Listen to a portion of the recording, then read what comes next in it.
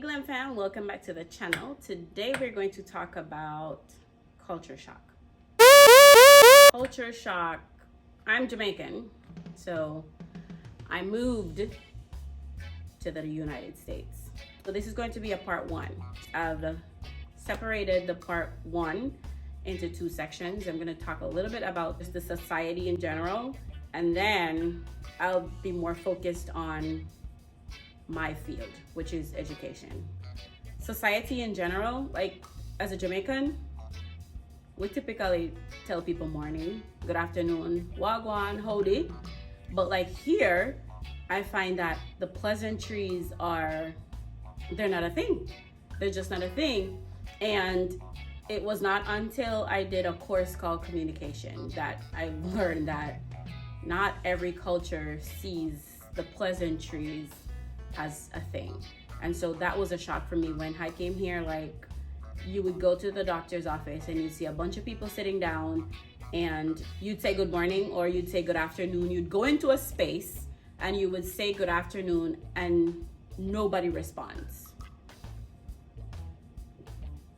Really? I don't know. But I guess it's a culture thing. So that was a culture shock for me when I came. In Jamaica at the time, because I understand that's where Jamaica is heading now, we didn't need credit score. But when I came here, you had to have a credit score to move forward. Your credit score pretty much moves you forward financially to get things done. To get a good rate when you buy a car, you need a good credit score. You need a good credit score for housing in terms of buying a house. Phone. In Jamaica, you buy a phone and you just go on with the phone. You tap up your phone when you feel like tap up your phone. You buy the phone and the phone is yours. So here, when you buy a phone, you have to pay a bill. You have to pay a bill to just have your phone line. Whether you're gonna make a call, receive a call, you have to pay a bill for your phone. Public record. Like many things in Jamaica that's private is very public record. You buy a house here, someone can go online, check how much you pay for the house, check how much square feet your house is, to how many bedrooms are on your house.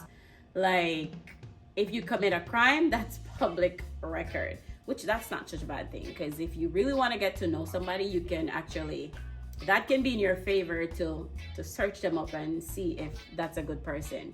And I'm not too sad about the credit score, because your credit score really speaks of you as a person. Because if you cannot be trusted, and I know there are persons who get themselves in a bind sometimes because of decisions and choices that we make. We don't always weigh the cost, and so because of that, we end up like with a bad credit score.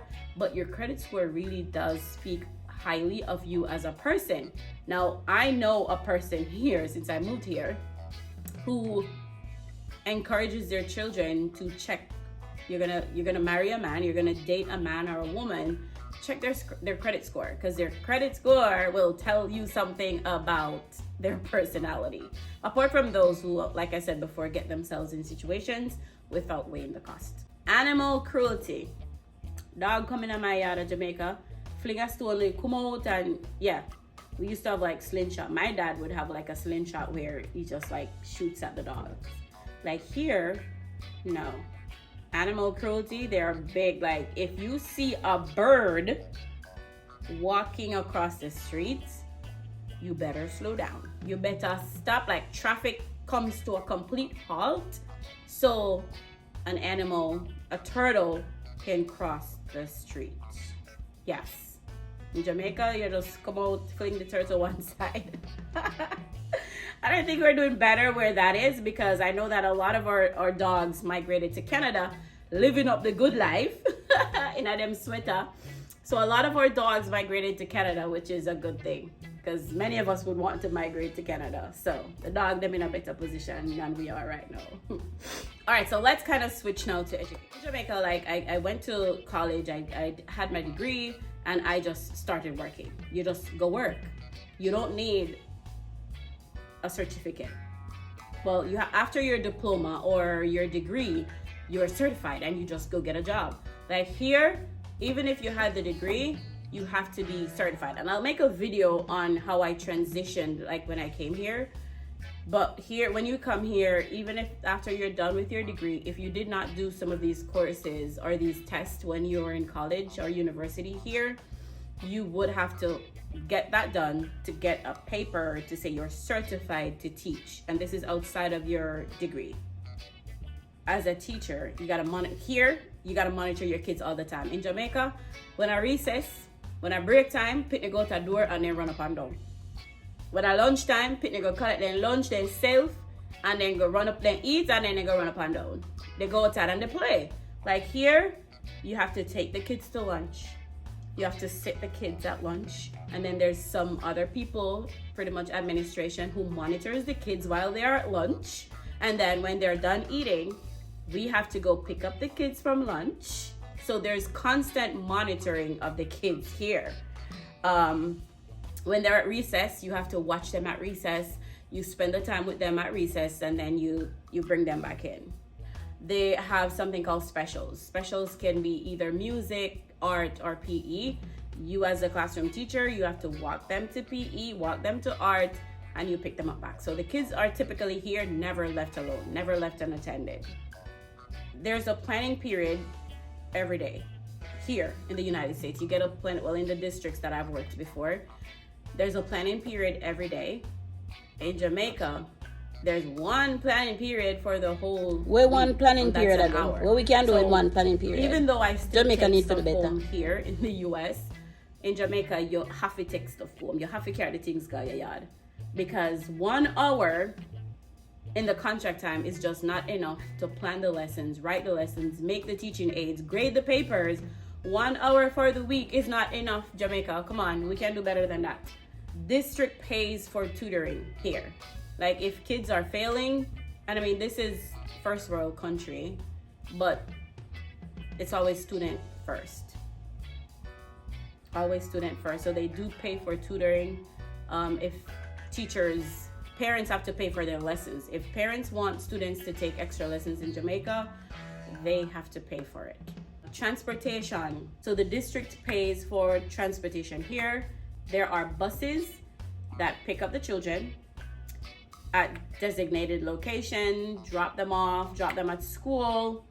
Yeah, so unless you choose to drop your kid off, or unless you live outside the zone that requires that you get a bus, then the kids have to either walk to school or drop the kids. I remembered when we first moved to Orlando. Let's say the school is here. We lived here. In order to get the bus, this is a school, this is us living here. In order to get the bus, we need to live here. So imagine how far the boys had to walk to get to school. Transportation is provided. There are zone schools.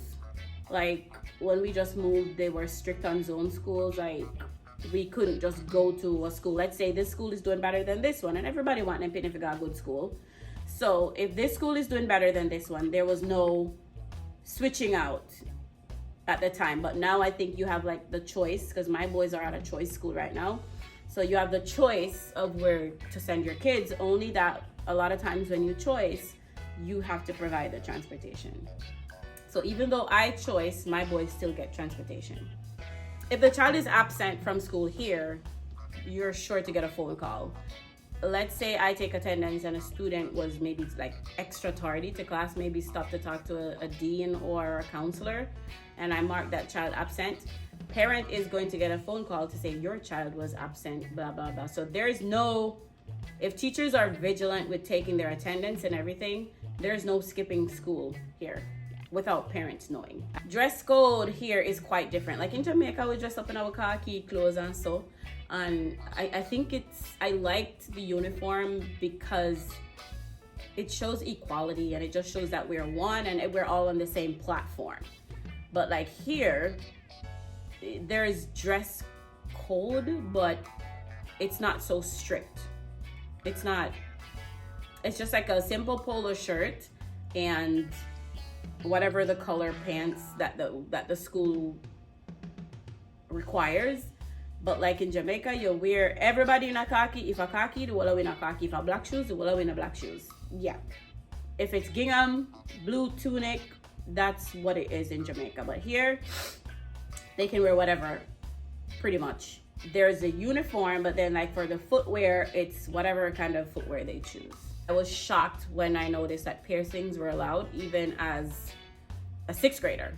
Sixth graders are allowed to color their hair. In Jamaica, it's a big deal when even teachers try to color their hair. I was told one time when I was in college that if you color your hair, it's going to be a distraction for the children. I'm like, well, then they have to learn, or then they have to watch the teacher here. But yeah, here I've seen the colors in the hair. I've seen the piercings on children. In Jamaica, that's not okay. Even when boys go to school in Jamaica, they tend to make a big deal out of boys should cut their hair. So it's just quite different here. That was a culture shock for me when I got here. All right, resources for days. Here, oh my goodness, Lord Jesus. This program, that program is like moving here for the first time. Your brain is going to be confused with the many programs that they have. So like there are times when I don't know how kids are struggling when they have so many programs here. That's definitely what we lack as a third world country. The resources to move our kids forward. Yeah, we're lacking that in Jamaica quite a bit. I find too that here they are quick to label the kids. Kids are labeled quickly. Like a child cannot sit still, ADD, ADHD, and they start to put them on medication, and then like, I'm not like a big fan of kids being medicated. When you truly identify the issue that the kid has ADD or ADHD, then go ahead and make that decision as a parent. But like in Jamaica, we don't have that. As a matter of fact, there was a school of hope, and the line was so long to get into School of Hope. So I really do feel for the children who are not getting their needs met just because we don't have the resources in Jamaica. Support for staff. Like when I moved here, there was support. There's always support. Like the PDs that you attend really prepare you for what they want you to be doing in the classroom. I mean, teaching is universal. If you can teach, you can teach. But all you have to do is learn the programs and get a hold of the resources that you need to help you move forward.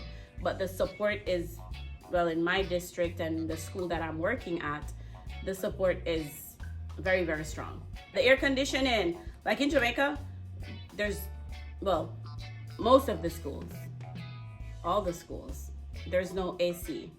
And we learn and we do what we have to. If we have to carry the kids out under the tree, we carry them under the tree, and that's fine. Here, if my AC is broken, oh, it's so hot. The complaints are endless. It's so hot in here. Like, why is it so hot? I was like, well, we don't live here, and so we're going to work through this. I did put a ticket in, and I'm not going to be putting tickets after tickets. If it's broken, it's broken. We don't live here. You come here for 44 minutes, we get this business done, and we're on our merry way.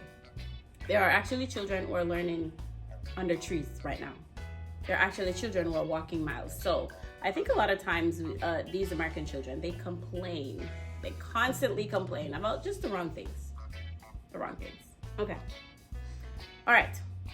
So for teachers, there's pre-planning. You get a chance at the beginning of the year to plan, and there's also like extra days within the school year to plan. Because if you fail to plan, then clearly you plan to fail. There's so teacher pre-planning, teacher work days to get your business done, to wrap up the report cards so that you don't have to take them home.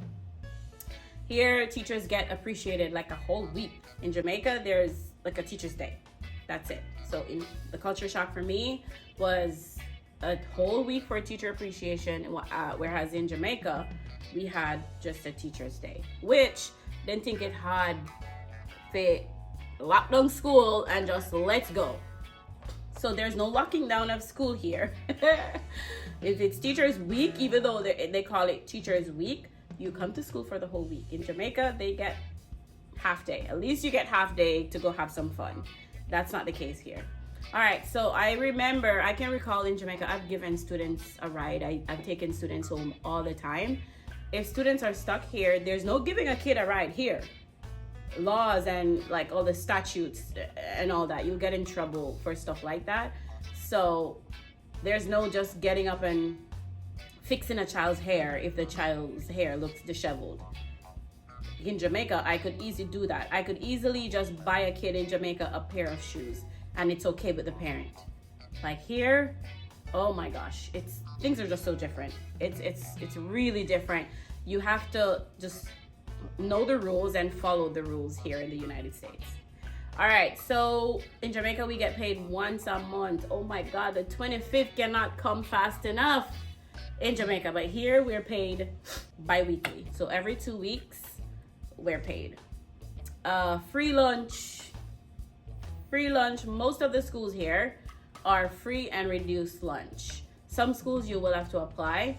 And if you don't qualify, it just means that you're not living at the border of whatever they consider that borderline to be. You're probably not living there, so that's probably the only grounds that will not let your kid get free lunch. But if the school is offering free lunch, free breakfast, there's breakfast that the students are not denied here in the United States. But all in all, if you're trying to transition, just have an open mind. Have an open mind. You cannot just be fixed, because when you're fixed on one thing, that culture is gonna shock you so hard, and you're gonna get homesick. I do get homesick because I don't have family here, but thank God for technology. We can video call. I just have people that I can talk to all the time. So if I wasn't able to communicate with people, that would definitely be an issue. So that's part one of my culture shock moving here. I might have left out a few things. So if you moved here, if you transitioned, or if you've heard of anything that's quite different from back home, do leave it in the comment section below. As usual, I appreciate your time every time.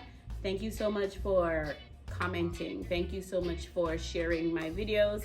I really do appreciate it. Zone really does appreciate it as well. So continue to support us as we grow our channel. Thank you so much. We'll catch you in the next video.